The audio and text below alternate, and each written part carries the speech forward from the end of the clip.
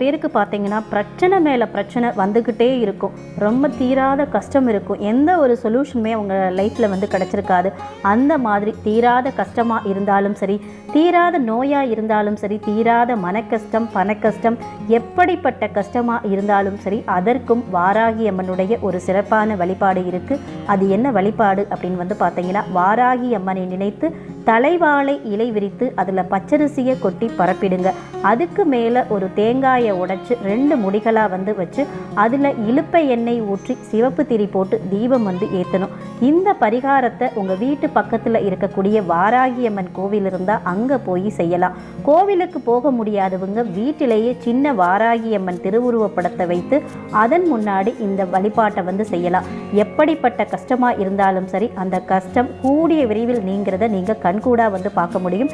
இந்த பரிகாரத்தை எப்போ பண்ணணும் அப்படின்னு வந்து பார்த்தீங்கன்னா, செவ்வாய்க்கிழமை வரக்கூடிய